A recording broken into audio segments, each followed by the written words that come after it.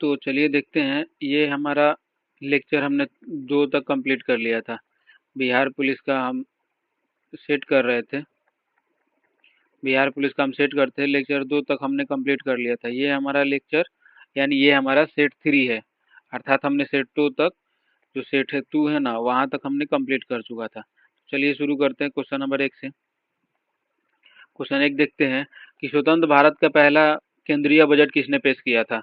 यानी स्वतंत्र भारत का, भारत को स्वतंत्र कब हुआ था, तो 15 अगस्त 1947 में। तो इस समय केंद्रीय बजट को पेश करने वाला था आपका आर के सन्मुख सेठी, आर्मिक सन्मुख सेठी या फिर चेष्ठी। ये जो थे ना, वो स्वतंत्र भारत का पहले मतलब पहला केंद्रीय बजट पेश किए थे। स्वतंत्र भारत के समय सबसे पहले कौन सरकार बनाया गया था, अंतरिम सरकार। स्वतंत्र भारत का अंतरिम सरकार बनाया गया था। तब उसमें उस अंतरिम सरकार में बजट को पेश करने वाले बने थे आर के सन्मुख सेठी। वही आपका गणतंत्र भारत यानी 1950 में रियल गवर्नमेंट बनाया गया था। उस समय जो बजट केंद्रीय बजट पेश किए थे कौन, तो जॉन मथाई पेश किए थे। ये दोनों क्वेश्चन बहुत इंपॉर्टेंट है। मोरारजी देसाई से आपको बात याद रखना है, पहला बात याद रखना है कि यह भारत के पहले गैर कांग्रेसी प्रधानमंत्री थे, और दूसरा बात याद रखना है कि 1977 में जनता दल द्वारा यह प्रधानमंत्री बनते हैं पहली बार।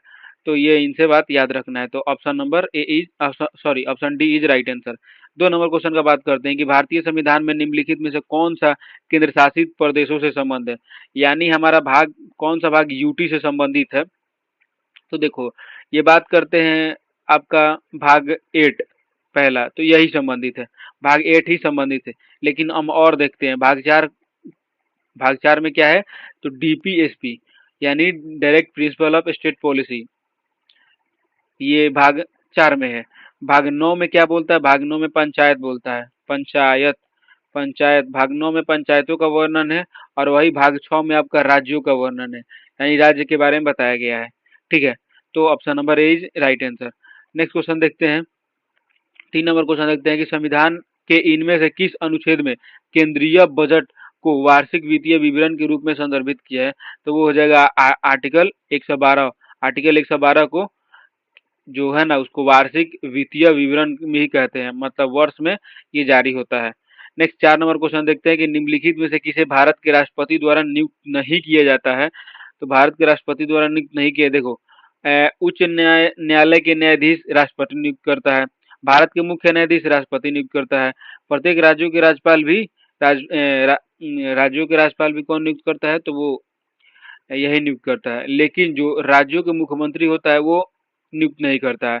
जो राज्यों का राज्यपाल है ना, वो ही राज्यों का मुख्यमंत्री को नियुक्त करता है। ये आप ध्यान में रखिएगा, ये राष्ट्रपति मुख्यमंत्री को नियुक्त नहीं करता है, राज्यपाल मुख्यमंत्री को नियुक्त करता है।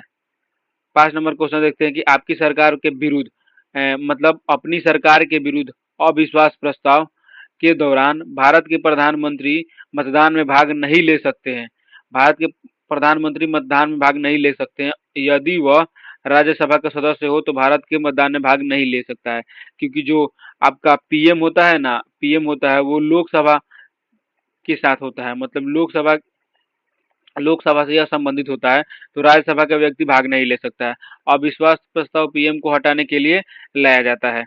ठीक है, नेक्स्ट क्वेश्चन 6 नंबर देखते हैं कि भारत के प्रधानमंत्री के पद हेतु नामित किए जाने के लिए एक व्यक्ति को न्यूनतम आयु कितनी होनी चाहिए। तो उस व्यक्ति को न्यूनतम क्राइटेरिया पूरा करना चाहिए 25 वर्ष राज्यसभा का सदस्य नहीं, 25 वर्ष लोकसभा का सदस्य। तो हाँ, ये option number B is right answer. उसका वह एज 25 वर्ष से अधिक होना चाहिए और लोकसभा का वो सदस्य होना चाहिए। कोई और भी है, जैसे किसी लाभ के पद पे नहीं होना चाहिए, ऐसे कुछ और भी सारे कारण है जो पूरा करना होता है। 7 नंबर क्वेश्चन देखते हैं कि भारतीय निर्वाचन आयोग के अनुसार राजनीतिक दल चुनाव पूर्व किस अवधि में अपना घोषणा पत्र जारी नहीं कर पाता है। तो वह 24 घंटे के बाद अपना घोषणा पत्र जारी नहीं कर पाता है। और जो भारत भारत में राष्ट्रीय जो नेशनल वो है, क्या बोलते हैं, नेशनल पार्टी है, वो भारत में टोटल 6 नेशनल पार्टी हैं। जिसके जो मेन में मतलब अभी जो लीड कर रही है वो बीजेपी, जिसमें आप मुख्य चेहरा के रूप में देख सकते हैं नरेंद्र मोदी को। और वही आपका देख सकते हैं अमित अमित शाह को, राजनाथ सिंह को, और वही आपका जो यूपी में योगी जी को, ये आप बीजेपी के मुख्य चेहरा को देख सकते हैं। वही आप कांग्रेस के मुख्य चेहरा को देख सकते हैं, तो सबसे पहले हो जाएंगे आपके राहुल गांधी, उसके बाद सोनिया गांधी, ये सारे कांग्रेस के मुख्य चेहरे हैं। तो ऑप्शन नंबर इसका B is right answer. 8 number question देखते हैं कि भारतीय संविधान में समाजवादी, धर्मनिरपेक्ष और लोकतांत्रिक गणराज्य शब्द शामिल किया गया है। तो वो आपका शामिल किया गया है 42वें संविधान संशोधन द्वारा। 42वें संविधान को हम लोग बात करते हैं कि 42वें संविधान को हम लोग मिनी संविधान कहते हैं, मिनी संविधान संशोधन। इसको क्या बोलते हैं? मिनी मिनी संविधान इसको बोलते हैं। इसको मिनी संविधान बोलते हैं क्योंकि 42वें संविधान में बहुत ज्यादा संशोधन हुआ है, जिस कारण एक उसको संविधान के ही दर्जा दिया गया है।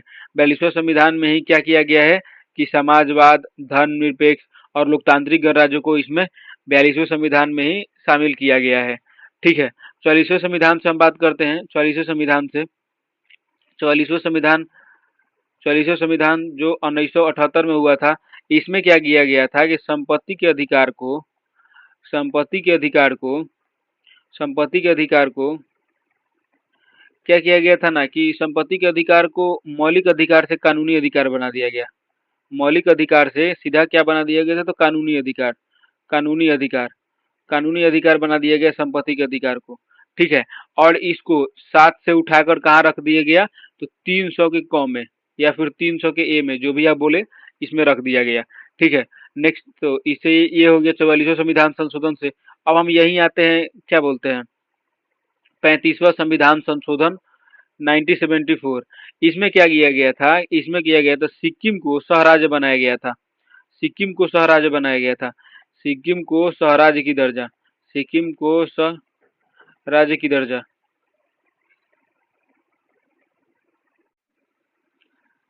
तथा 36वां संविधान संशोधन 1975 में सिक्किम को राज्य बनाया गया। सिक्किम को भारत का राज्य बनाया गया। सिक्किम को भारत का राज्य बना दिया गया। सिक्किम को भारत का राज्य बना दिया गया। सिक्किम को भारत का राज्य बना दिया गया। अर्थात 35वां संविधान संशोधन 1974 में उसको सहराज्य बनाया गया कि आप, सहराज्य का मतलब होता है कि आपको आधा राज्य की दर्जा देता है। आप भारत में रहिए, आप देखिए, अगर आपको अच्छा लगे तो भारत में रहिएगा। और उसके बाद जब उसको अच्छा लगा तो 36वां संविधान संशोधन किया गया और उसको राज्य बना दिया गया। ठीक है, तो ये है यहाँ से इसका पूरा नोट्स। नेक्स्ट अगला नंबर क्वेश्चन देखते हैं। अगला 9 नंबर क्वेश्चन देखते हैं कि व्यापार एवं आर्थिक संबंध समिति के प्रमुख कौन होता है? तो व्यापार एवं आर्थिक संबंध समिति के जो होता है वो आपका प्रधानमंत्री होता है। प्रधानमंत्री होता है। 10 नंबर क्वेश्चन देखते हैं कि गैस, धूलकण और अरबों सितारों का एक विशाल संग्रह क्या कहलाता है? तो वो कहलाता है आपका आकाशगंगा। हमारे आकाशगंगा का नाम क्या है? तो मिल्की वे। मिल्की वे हमारे आकाशगंगा का नाम है। मिल्की वे हमारी आकाशगंगा का नाम क्या है? तो मिल्की वे हमारे आकाशगंगा नाम है। 11 नंबर क्वेश्चन देखते हैं कि धरती के पृथ्वी उपग्रह यानी प्राकृतिक उपग्रह कितने हैं? तो हमारा जो धरती है अर्थात पृथ्वी का जो उपग्रह है वो क्या है? तो पृथ्वी का उपग्रह मात्र क्या है? एक है। उसका नाम क्या है? तो चंद्रमा। उसका नाम है चंद्रमा। और चंद्रमा से पृथ्वी की दूरी कितनी है? तो लगभग 3,84,000 किलोमीटर चंद्रमा से पृथ्वी की दूरी है, यानी 3,84,000 किलोमीटर चंद्रमा से पृथ्वी की दूरी है। ठीक है, नेक्स्ट बात करते हैं 12 नंबर की। कर्क रेखा, कर्क रेखा है, इसमें से कर्क रेखा क्या है? तो देखिए, इसमें से कर्क रेखा है आपका वो 23.5 डिग्री उत्तरी अक्षांश हो जाएगा। और ये कैसे कैसे होता है तो हम एक बार आपको बताते हैं यहाँ पे। जैसे ये हमारा पृथ्वी हो गया। ठीक है, तो ये पृथ्वी में एक यहाँ पे रेखा होगा। इस रेखा को हम लोग क्या बोलेंगे? पहले बोलेंगे 0 डिग्री अक्षांश रेखा। 0 डिग्री अक्षांश रेखा। 0 डिग्री अक्षांश रेखा, यह 0 डिग्री अक्षांश रेखा होगा। यही हमारा क्या होगा? पहले यही हमारा विषुवत होगा। विषुवत रेखा हम इसी को बोलेंगे। विषुवत रेखा इसी बोलेंगे। ये हमारा एक ऐसे जाएगा यहाँ पे 23.5 डिग्री। 23.5 डिग्री, 23.5 डिग्री क्या होगा? तो ये नॉर्थ होगा ना, मतलब ये क्या है? तो ये उत्तर से होता है, ये दक्षिण होता है, तो 23.5 डिग्री नॉर्थ होगा। ये हमारा होगा कर्क रेखा। ये हमारा होगा कर्क रेखा। ठीक है, यहाँ पे एक और जाएगा 23.5 डिग्री, सॉरी 66.5 डिग्री उत्तरी अक्षांश। ये हमारा होगा आर्कटिक। आर्कटिक ये हो जाएगा हमारा आर्कटिक वृत्त। ठीक है, ये यहाँ पे क्या हो जाएगा, तो यहाँ पे हो जाएगा आपका, यहाँ पे हो जाएगा आपका 90, 90 डिग्री उत्तरी, 90 डिग्री उत्तरी, आप एनपी बोल सकते हैं, यानी 90 डिग्री उत्तरी पोल, यानी उत्तरी ध्रुव। अब देखिए सेम वहां पे यहाँ कंडीशन वही भी अप्लाई होगा, ये भी कितना होगा, ये भी 90 डिग्री साउथ पोल हो जाएगा, इसको हम लोग एसएल बोल देंगे। ठीक है, जैसे यहाँ पे हमने 23.5 डिग्री पे कर्क रेखा खींचा, वहीं यहाँ पे हम लोग 23.5 डिग्री पे क्या खींचेंगे, मकर रेखा खींचेंगे, तो यहीं पे 23.5 डिग्री पे क्या होगा, मकर रेखा। 23.5 डिग्री पहले लिख देते हैं, 23.5 डिग्री, 23.5 डिग्री, यहाँ पे क्या लिखे, एस लिखे मतलब साउथ, तो यहाँ पे लिख देंगे मकर रेखा, मकर रेखा। उसके बाद हम यहाँ से यहाँ तक वृत्त करेंगे, ये हमारा होगा छियासठ डिग्री, छियासठ डिग्री नॉर्थ, ये हमारा हो जाएगा अंटार्कटिक वृत्त, अंटार्कटिक वृत्त, ये हमारा हो जाएगा अंटार्कटिक वृत्त। तो इतना सारे हमको ध्यान में रखना है। ठीक है, तो ऑप्शन हमारा आप देख सकते हैं कि छियासठ डिग्री उत्तरी को ये, तो इसको हम लोग बोलते हैं आर्कटिक,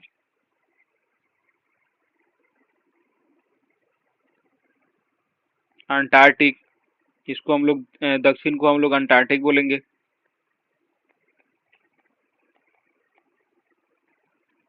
देन हम लोग उत्तरी को क्या बोलेंगे, देन उत्तरी को हम लोग बोलेंगे अंटार्कटिका, अंटार्कटिका वृत्त। ठीक है, यहाँ पे आप बोलेंगे मकर रेखा, और ये क्या बोलेंगे इसको, तो हम लोग इसको बोलेंगे कर्क रेखा, कर्क रेखा बोलेंगे। 13 नंबर क्वेश्चन बात करते हैं कि पृथ्वी की सतह की निकटतम वायुमंडल की परतें कौन सी है। जो पृथ्वी की सतह की सबसे निकटतम वायुमंडल की परतें हैं वो कौन सी हैं, तो वो आपका हमारा हो जाएगा क्षोभ मंडल, क्षोभ मंडल हो जाएगा पृथ्वी की जो सबसे निकटतम वायुमंडल है, क्षोभ मंडल है। आप एक क्वेश्चन बताइए कि क्षोभ मंडल और समताप मंडल के बीच की सीमा को क्या कहते हैं।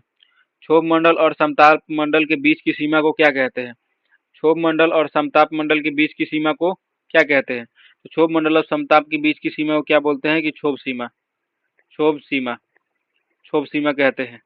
ठीक है, और वही अगर पूछा जाए कि समताप मंडल और आयन मंडल की सीमा को क्या बोलते हैं, तो ये भी बता दीजिए आप। आयन सीमा बोल देंगे, यानी ऊपर वाला को हम लोग सबसे पहले बोल देते हैं। पटाखा किस देश की मुद्रा है, तो आपका पटाखा किस देश की मुद्रा है, तो मकाऊ की मुद्रा है। पटाखा किस देश की मुद्रा है, पटाखा किस देश की मुद्रा है, तो मकाऊ की मुद्रा है। 15 नंबर क्वेश्चन बात करते हैं कि निम्नलिखित में से किस शहर को पूर्व का स्कॉटलैंड कहा जाता है, तो वो हो जाएगा आपका शिलोंग, शिलोंग को हम लोग क्या कहेंगे, तो पूर्व का स्कॉटलैंड। ये सिलचर कहाँ है, तो सिलचर आपका आसाम में है, आसाम में है सिलचर। ठीक है, 16 नंबर क्वेश्चन बात करते हैं कि निम्नलिखित में से कौन सी श्रृंखला भारत की प्राचीनतम पर्वत श्रृंखला है, तो वो हो जाएगा आपका अरावली पर्वत भारत की प्राचीनतम श्रृंखला है। अरावली पर्वत से ही आपको याद रखिएगा कि इसी पर्वत से लूनी नदी निकलती है, इसी पर्वत से कौन सी नदी निकलती है, तो लूनी नदी इसी पर्वत से निकलती है। आपका जो हिमालय सबको पता ही होगा, पश्चिमी घाट और पूर्वी घाट पता ही होगा, ये जो आपका ये है, तो ये पूरब में पड़ता है तो पूर्वी घाट, ये पश्चिम में पड़ता है तो पश्चिमी घाट। पूर्वी घाट टूटा फूटा है, लेकिन पश्चिमी घाट एकदम एक साइड मतलब एक साथ में है। यहाँ पे नीलगिरी की पहाड़ी इन दोनों को आपस में जोड़ती है, जो कि सबसे ज्यादा उसका विस्तार तमिलनाडु में है, और सबसे मतलब थोड़ा सा कम विस्तार केरल में भी है। 17 नंबर क्वेश्चन बात करते हैं कि पलगाड़िया बांध परियोजना किस राज्य में स्थित है, तो वो पलगाड़िया बांध परियोजना असम राज्य में स्थित है। टिहरी बांध, टिहरी नहीं, पश्चिम बंगाल में कौन सा बांध है, तो फरक्का बांध, पश्चिम बांध में कौन सा है, फरक्का, फरक्का बैराज, फरक्का बैराज कहाँ है, तो फरक्का बैराज हो जाएगा आपका पश्चिम बंगाल में। नेक्स्ट 18 नंबर क्वेश्चन बात करते हैं, गोल्डन फाइबर के रूप में किसे जाना जाता है, तो गोल्डन फाइबर के रूप में जूट को जाना जाता है। गोल्डन फाइबर के रूप में किसे जाना जाता है, तो जूट को जाना जाता है। नेक्स्ट क्वेश्चन बात करते हैं 19 नंबर कि भारत माला परियोजना किससे संबंधित है, तो देखो भारत माला, माला मतलब जोड़ना, तो उसमें हम अगर राज्यों को जोड़ेंगे तो भारत माला परियोजना हो जाएगा। समुद्र माला परियोजना बंदरगाहों को जोड़ेंगे तो समुद्र माला हो जाएगा, समुद्र माला बंदरगाहों को जोड़ेंगे तो समुद्र माला परियोजना हो जाएगा। यानी 19 का हो जाएगा option number B is right answer. Next बात करते हैं 20 नंबर क्वेश्चन पे कि सिंधु घाटी सभ्यता के किस शहर का शाब्दिक अर्थ मृतकों का टीला होता है, तो मृतकों का टीला मतलब क्या होता है? मोहनजोदड़ो का अर्थ होता है मृतकों मृतकों का टीला। यहाँ से और क्या क्या प्राप्त हुए? तो यहाँ से पुरोहित का आवास प्राप्त हुआ है, यहाँ से पुरोहित आवास प्राप्त हुआ है आपका, यहाँ से ही प्राप्त हुआ है विशाल स्नानागार, विशाल स्नानागार जिसमें उतरने के लिए उत्तर दक्षिण सीढ़ियाँ बनाई जाती थी। उसके जो फर्श है उसको जिप्सम का लेप लगाकर क्या बोलते हैं, ऐसे लेप लगाया जाएगा ताकि उसमें से पानी बह ना सके, रिस ना सके। जिप्सम का सूत्र होता है CuSO4 into 2H2O। Plaster of Paris का क्या सूत्र होता है? तो CuSO4 इंटू 1/2 यानी हाफ H2O। ये सारे सूत्र भी आप याद रखिएगा। नेक्स्ट क्वेश्चन बात करते हैं कि 21 नंबर क्वेश्चन, गौतम बुद्ध का जन्म कहाँ हुआ था? तो गौतम बुद्ध का जन्म हुआ था आपका लुम्बिनी। लुम्बिनी कहाँ है? तो लुम्बिनी आपका नेपाल में, लुम्बिनी है नेपाल में, ठीक है। उनका मृत्यु कहाँ हुआ था? तो मृत्यु हुआ था कुशीनगर, कुशीनगर, कुशीनगर कहाँ है? तो यूपी में, कुशीनगर यूपी में उनका मृत्यु हुआ था। वही आपका पूछिए महावीर स्वामी का मृत्यु कहाँ हुआ था? तो पावापुरी में। महावीर स्वामी का मृत्यु कहाँ हुआ था? पावापुरी में। पावापुरी कहाँ है? तो बिहार में। ये सारे बात आप फैक्ट याद रखिएगा। नेक्स्ट बात करते हैं 22 नंबर क्वेश्चन की, कनिष्क किस वंश वंश से संबंधित है? तो कनिष्क थे वो कुषाण वंश से संबंधित है। यही जो कनिष्क है उसने क्या कर लिया था? तो वो हमारा रेशम मार्ग पे अधिकार यही कर लिया था। रेशम मार्ग पर अधिकार, रेशम मार्ग पर अधिकार भी कौन कर लिया था? तो कनिष्क ही कर लिया था, ठीक है। नेक्स्ट क्वेश्चन बात करते हैं 23 नंबर क्वेश्चन की, एहोल अभिलेख निम्नलिखित में से किन शासकों से जुड़ा हुआ है? तो जो हमारा एहोल अभिलेख है ना, एहोल अभिलेख वो जुड़ा है आपका पुलकेशिन द्वितीय से। पुलकेशिन द्वितीय जब हराता है, किसको हराता है? जब हराता है आपका हर्षवर्धन को, हर्षवर्धन को, जब हर्षवर्धन को यह हराता है तो हराने के उपलक्ष्य में एहोल अभिलेख लिखवाता है कि मैं पुलकेशिन द्वितीय जो हर्षवर्धन है तो उनको मैं हरा दिया, ऐसा कुछ लिखवाता है। और जो हर्षवर्धन है ना वो भारत का अंतिम हिंदू शासक के रूप में जाना जाता है। मतलब भारत के अंतिम एक बड़े शासक के रूप में किसे जाना जाता है? तो वो हर्षवर्धन को जाना जाता है, हर्षवर्धन को जाना जाता है, ठीक है। तो ये हमारा option number D is right answer. 24 बात करते हैं कि इनमें से किसके द्वारा दिल्ली सल्तनत में इक्ता प्रथा को प्रणाली को स्थापित किया गया था? तो इक्ता प्रथा आपका इल्तुतमिश ने इक्ता प्रथा को चालू किया था, ठीक है। इल्तुतमिश ने इक्ता प्रथा को चालू किया था। और जो इल्तुतमिश के बाद गद्दी पर बैठती है आपका रजिया सुल्तान, इसकी बेटी थी रजिया सुल्तान। रजिया सुल्तान का जो शासनकाल होता है वो रजिया सुल्तान का शासनकाल 1236 से 1240 तक पूछता है। ये पूछता है रजिया सुल्तान ने शादी किसे किया था? तो अल्तुनिया से शादी किया था, अल्तुनिया से इसने शादी किया था। और इसका जो प्रेम संबंध है वो किससे है? तो मलिक याकूत से, मलिक याकूत से, मलिक याकूत से इसका प्रेम संबंध है। और यह प्रेम संबंध था, ये अश्वशाला का प्रधान था। मलिक याकूत क्या था? तो अश्वशाला का प्रधान था। यहाँ पे हम आपको बता देते हैं कि जो रजिया है, रजिया सुल्तान,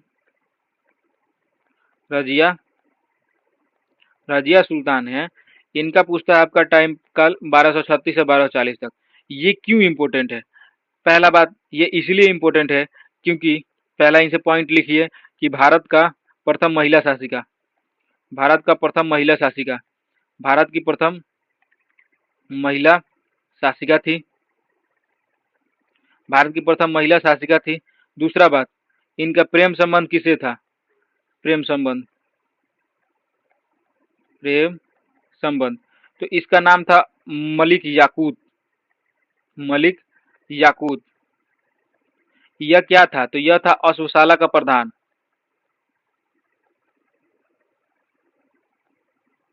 अश्वशाला का प्रधान था, अश्वशाला का प्रधान था। उसके बाद इसने शादी किससे किया? यानी यह एक युद्ध पे गई थी मलिक या जो अल्तुनिया है ना, अल्तुनिया, तो अल्तुनिया से ये अल्तुनिया खुद को आजाद कर लिया था रजिया सुल्तान से। तो अल्तुनिया को यह हराने के लिए गई थी, हराने के लिए। जब वह खुद हारने लगी तो उसने क्या कर लिया? तो उस अल्तुनिया से उसने विवाह कर लिया। फिर अल्तुनिया को जो उस समय सबसे एक भयंकर जो उस समय संगठन था वो था चालीसा दल, चालीसा दल। इस दल का भी निर्माण किसने किया था? तो इल्तुतमिश ने किया था, इल्तुतमिश ने किया था। और इस दल को अगर बोले कि चालीसा दल को एंड किसने किया था? तो वो किया था बलबन ने, बलबन ने इसको एंड किया था। तो चालीसा दल को यह पसंद नहीं आती थी रजिया सुल्तान, क्योंकि रजिया सुल्तान वो है ना, वो क्या करती थी कि दरबार में क्या करती थी कि लड़कों का कपड़ा पहन के आती थी। लड़कों का कपड़ा पहन के आएगी, उनका पोशाक पहन कर आएगी, पैंट पहन कर आएंगी, और और मतलब ये लड़कों की तरह रहती थी, जिस कारण मतलब जो चालीसा दल था, ये 40 तुर्क सरदारों का सदस्य था। 40 तुर्क सरदार, 40 तुर्क सरदार थे। उनका मतलब यह संगठन हुआ करता था। तो उस 40 तुर्क सरदार सोचते थे कि क्या हम एक ये एक थी महिला के हम अंडर में शासन करेंगे, एक महिला के अंडर में शासन करेंगे। ये अपनी इज्जत का तौहीन समझते थे, और रजिया सुल्तान को कभी इन्होंने स्वीकार किया ही नहीं। और बाद में षड्यंत्र कर कर षड्यंत्र कर कर रजिया सुल्तान को 1240 ईस्वी में कैथल के समीप कैथल के समीप कैथल के समीप कहा जाता है कि कैथल कहाँ है, तो हरियाणा में है। कैथल के समीप हरियाणा में रजिया सुल्तान को मतलब डाकुओं ने डाकुओं ने लूट लिया, और मतलब उनका सामान लूट लिया। और सामान लूटने के बाद मतलब ये यहाँ पे देखिए, जब शादी करने के बाद वो दिल्ली सल्तनत आ रहे थे, उसी बीच कैथल के समीप डाकुओं ने उन पर हमला कर दिया, और 1240 ईस्वी में उनकी मौत हो गई। तो ये सारे रजिया सुल्तान से फैक्ट को याद रखिएगा। नेक्स्ट क्वेश्चन पे हम चलते हैं।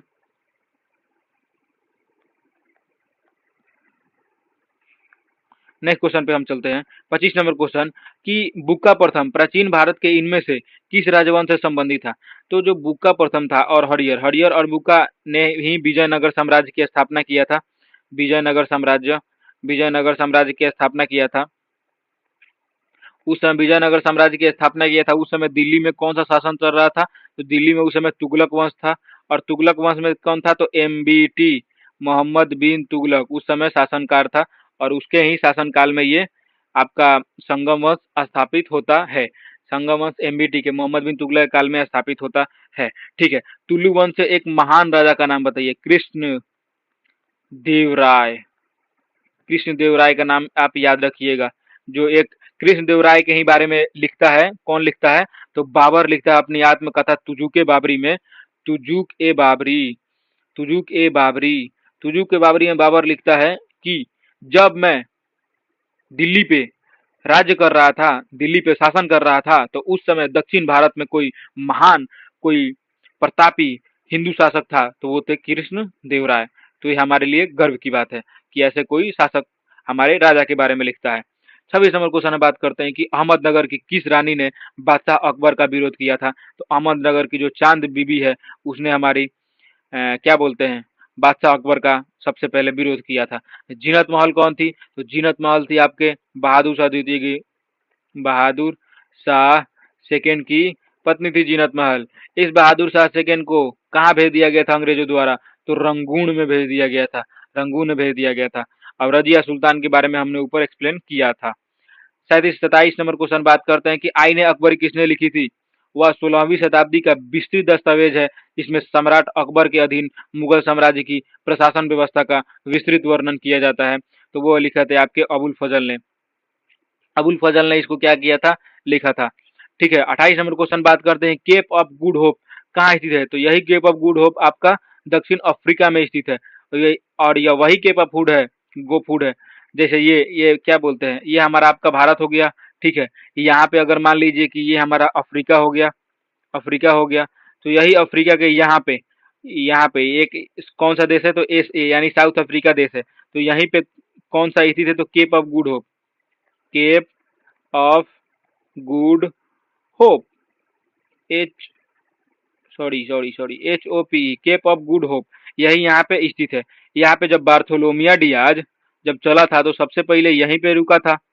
ठीक है, यानी बार्थोलोमिया डियाज ने कहा किसका खोज किया था, तो केप ऑफ गुड होप का जो खोज किया था वो कौन किए थे, तो बार्थोलोमिया डियाज।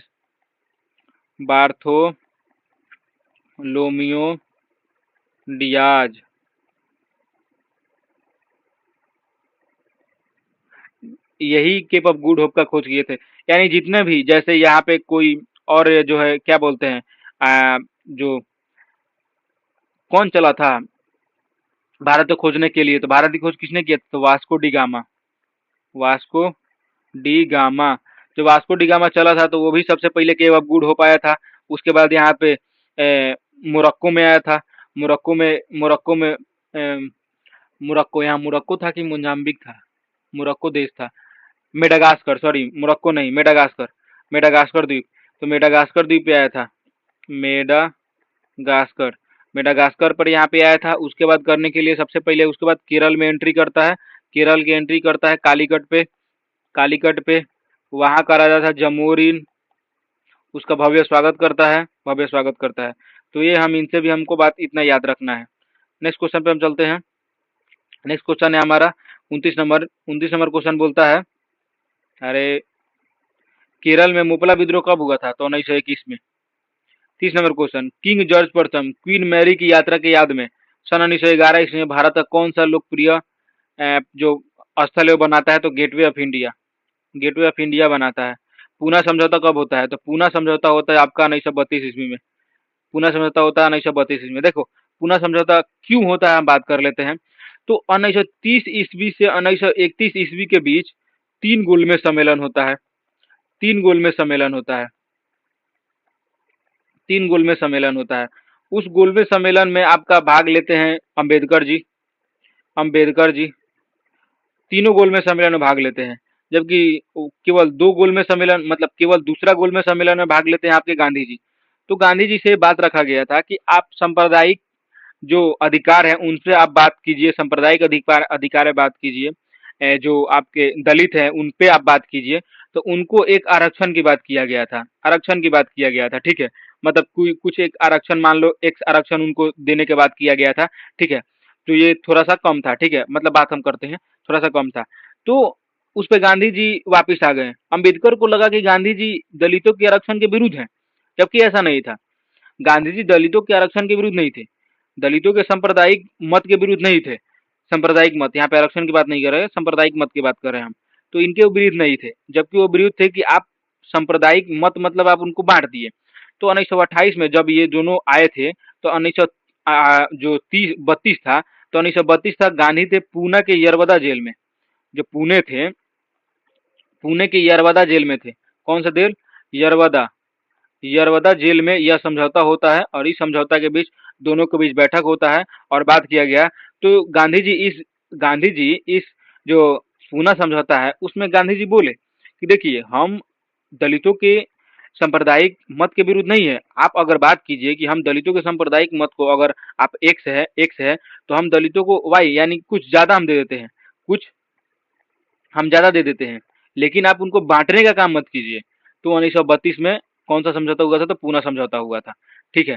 नेक्स्ट बात करते हैं 32 नंबर क्वेश्चन पे कि 1781 ईस्वी में भारत के पहले गवर्नर जनरल वारेन हेस्टिंग ने मुस्लिम कानून के अध्ययन और शिक्षा के लिए डैश में मदरसा खोला था। तो कोलकाता में मदरसा उन्होंने खोला था। 33 नंबर क्वेश्चन बात करते हैं, निम्नलिखित में से इनमें से किसे भारतीय पंचवर्षीय योजना का वास्तुकार कहा जाता है? तो देखिए भारतीय अगर पंचवर्षीय योजना का वास्तुकार पूछा जाए ना, तो पीसी महालनोबिस है। और यही जो पीसी महालनोबिस है, सेकेंड पंचवर्षीय योजना 1956 से 1961 तक चला था, 1956 से 61 चला था, उसका भी वास्तुकार कौन थे? तो पीसी महालनोबिस। 1951 से 1956 तक जो पहली पंचवर्षीय योजना था उसका मॉडल क्या था? तो उसका मॉडल था Herald Domar. Herald Domar model पहली पंचवर्षीय योजना का था, जिसमें सबसे पहले कृषि पर बल दिया गया था, कृषि बल दिया गया था।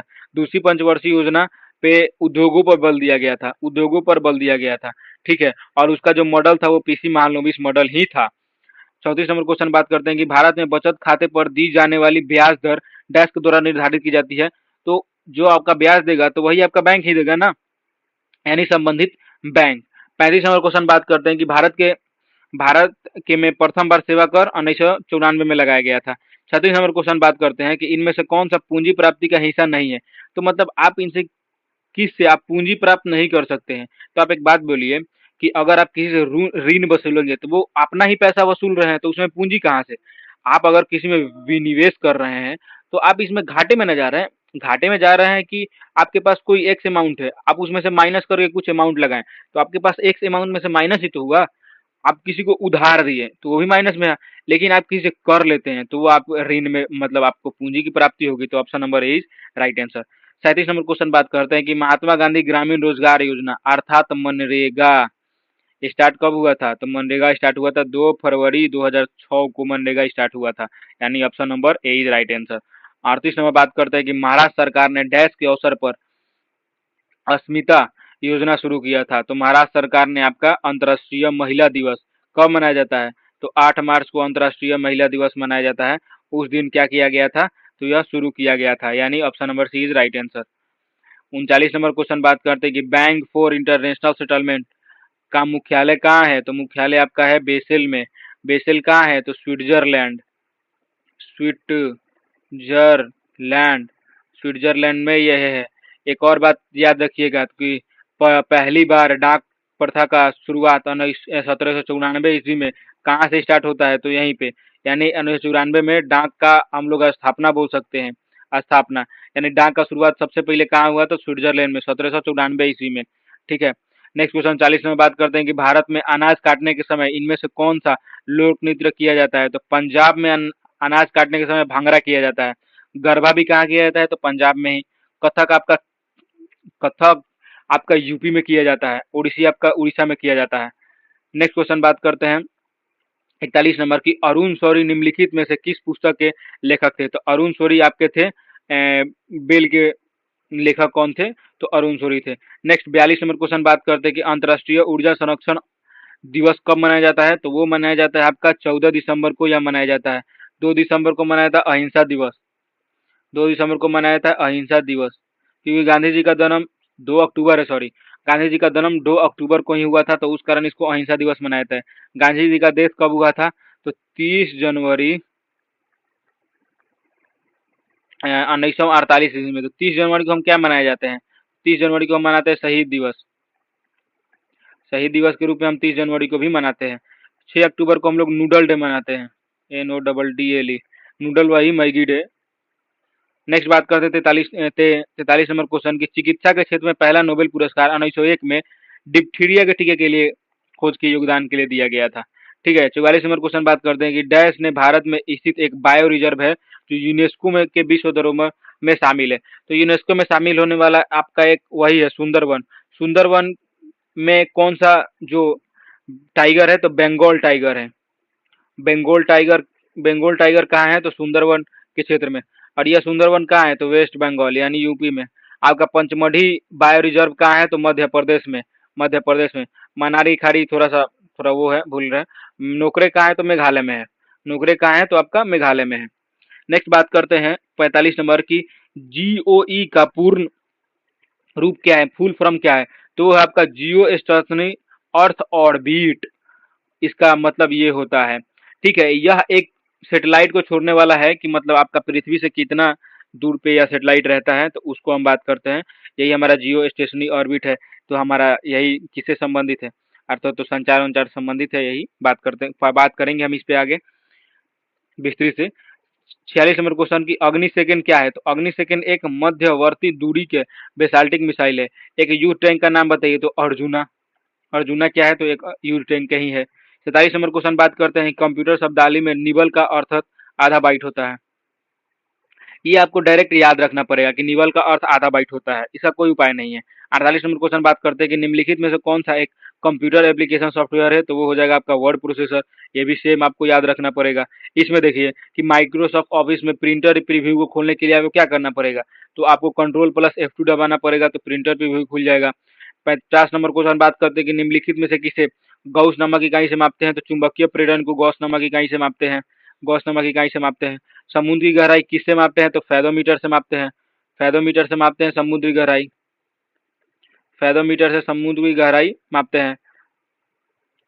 51 नंबर क्वेश्चन बात करते हैं, एक निश्चित स्तर के ऊपर किसी विमान की ऊंचाई को मापने के लिए किस वैज्ञानिक उपकरण का उपयोग किया जाता है? तो देखो, तो अगर विमान को मापना होगा तो अल्टीमीटर। फैदोमीटर से हम लोग समुद्र की गहराई माप सकते हैं। समुद्र की, तालाब की हम लोग गहराई माप सकते हैं। बैरोमीटर से हम क्या माप सकते हैं? तो वायु के दाब को माप सकते हैं। वायु दाब को हम किससे माप सकते हैं? तो बैरोमीटर से माप सकते हैं। 52 नंबर क्वेश्चन बात करता है कि निम्नलिखित में से कौन सी एक अदिश राशि नहीं है, अर्थात सदिश राशि है? तो बलाघूर्ण एक सदिश राशि है, अर्थात उसके पास क्या है? तो उसके पास दिशा और परिमाण दोनों है। 53 नंबर क्वेश्चन बात कर लेते हैं। 53 नंबर क्वेश्चन में बात कर लेते हैं। टोटल हम 55 क्वेश्चन करेंगे कि घर्षण सतहों की चिकनाई पर निर्भर करता है, यानी जो घर्षण है वो चिकनाई पर निर्भर करता है। घर्षण बल हमेशा प्रयुक्त बल, यानी देखो अगर हम इधर जा रहे हैं तो घर्षण बल हमेशा विपरीत दिशा में लगेगा, यानी हमेशा प्रतिरूप लगता है, प्रतिरूप प्रतिरूप होता है। हमेशा प्रयुक्त बलों का क्या करेगा, तो विरोध करेगा कि प्रतिरूप लगता है। तो ये हमको लगता है कि शायद विरोध करेगा, ये हो जाएगा। क्या होगा, विरोध करेगा। एक बार हम देख लेते हैं 53 का। 53 में क्या होना चाहिए, विरोध ही करेगा। 53 का सी होना चाहिए, अर्थात विरोध करेगा। बोले नहीं, ये विरोध करता है हमेशा, प्रतिरूप नहीं लगता, हमेशा उसका विरोध करता है। 50 सुबह नंबर का बात करते हैं, किस वैज्ञानिक ने प्रकाश के तरंग सिद्धांत को प्रभावित किया था। तो प्रकाश के तरंग वो किए थे आपके क्रिश्चियन हाइगेस ने। क्रिश्चियन हाइगेस ने इसका जो है सिद्धांत को दिया था। 55 नंबर, इनमें से कौन एक रासायनिक परिवर्तन नहीं है। तो इनमें से कौन एक रासायनिक परिवर्तन नहीं है, अर्थात भौतिक परिवर्तन है। तो देखो ये हो जाएगा, पानी को भाप में परिवर्तित करना एक भौतिक परिवर्तन है। ये रासायनिक और भौतिक परिवर्तन क्या है, तो हम इसमें देखते हैं। आपको हम सीधा सीधा बताते हैं, देखो रासायनिक और भौतिक परिवर्तन क्या है। तो आप बात कीजिए, एक एक तरफ लिखिए रासायनिक परिवर्तन, रासायनिक परिवर्तन, और दूसरी एक तरफ लिखिए भौतिक परिवर्तन। भौतिक परिवर्तन, भौतिक परिवर्तन, सबसे सिंपल वे में हम आपको बता रहे हैं रासायनिक और भौतिक परिवर्तन में। ठीक है, इसमें अगर आप किसी को चेंज किए, आप किसी को मिक्स किए, तो इसमें एक न्यू पदार्थ बनेगा, सीधी बात। न्यू मेटर, यानी न्यू पदार्थ का निर्माण किस में होगा, तो रासायनिक परिवर्तन में। ये मोस्ट, ये सभी पे लागू हुआ। आप बस एक ही बात को याद रखिए, विशेषता कि इसमें न्यू पदार्थ बनेगा और इसमें वही पदार्थ रहेगा, वही पदार्थ रहेगा, वही पदार्थ रहेगा। तो अब आप देखिए, एक बात याद रखिएगा कि केमिकल बॉन्ड, केमिकल रिएथी में चेंज में आपका न्यू पदार्थ बनता है, जबकि फिजिकल यानी भौतिक चेंज में न्यू पदार्थ नहीं बनता है। अब यहाँ पे आप लगाइए, आप भूल जाइए कि हमने इसको आंसर मारा है। अब यहाँ पे देखिए, ऊर्जा के लिए कार्बोहाइड्रेट का रूपांतरण। अगर हम ऊर्जा के लिए कार्बोहाइड्रेट का रूपांतरण करेंगे, यानी अगर हम C6H12O6 के लिए कार्बोहाइड्रेट का इसमें रूपांतरित करेंगे, यानी CO2 का, तो अगर इसमें से हम एक घटाएंगे तो C5 हो जाएगा ना, और O में घटाएंगे तो Ca12 और वो 5 हो जाएगा। मतलब ये कुछ ना कुछ जो चेंज हो रहा है, और चेंज होगा तो अलग बन जाएगा, यानी ये हमारा नहीं होगा। ये आप देखिए, पानी को भाप में परिवर्तन, अगर हमारा पानी है हम उसको भाप में बदलेंगे तो वो भी वही ना रहेगा। हम वापिस उसको भाप से हम पानी बना सकते हैं संघनन विधि से। दूध से दही के बनना, दूध एक मिल्क यानी तरल के रूप में था, दही एक थोड़ा सा प्लाज्मा के यानी ठोस के रूप में बन गया। ताप कोयला, कोयला को अगर हम जलाते हैं तो क्या पता वो चारकोल या फिर कुछ अन्य चीजें उससे प्राप्त हो। तो ये हमारा नहीं होगा, और यानी option number B right answer हो जाएगा। सबसे एक अच्छा उदाहरण हम देते हैं मोमबत्ती। जो मोमबत्ती है और वही पदार्थ रहेगा, और इसे हम रिसाइकल कर सकते हैं। RecyCle, रिसाइकल यानी पुनः हम प्राप्त कर सकते हैं। जैसे हम देखो, मोमबत्ती पे हम बात करते हैं कि अगर ये हमारा मोमबत्ती है, मोमबत्ती सबसे अच्छा उदाहरण मोमबत्ती है, वही होगा। मोमबत्ती हमारा है, तो मोमबत्ती को हम क्या करेंगे, तो मोमबत्ती ये हमारा है, मोमबत्ती मोमबत्ती ये हमारी जलती है, ठीक है। मोमबत्ती ये हमारी जल रही है, और यहाँ पे एक देखेगा कि यहाँ पे गिर कर जमा होता है। तो ये मोमबत्ती का जलना एक भौतिक परिवर्तन है, एक भौतिक परिवर्तन है। क्योंकि जो यहाँ पे आपका गिर रहा है ना, तो अगर इस गिरे हुए से भी हम वापिस मोमबत्ती बनाना चाहे तो हम बना सकते हैं, अर्थात हम रिसाइकल कर सकते हैं। तो यह एक भौतिक परिवर्तन हो जाएगा मोमबत्ती का बनना। ठीक है, नेक्स्ट बात करते हैं। तो हमने यहीं तक बात किया था, मतलब यहीं तक मेरा वो था कि हम यहीं तक बात करेंगे। तो ठीक है, नेक्स्ट लेक्चर में हम 55 से आगे बात करेंगे, नेक्स्ट में यानी सेकेंड लेक्चर में, सेकेंड लेक्चर नंबर 2 में हम बात करेंगे। Thank you.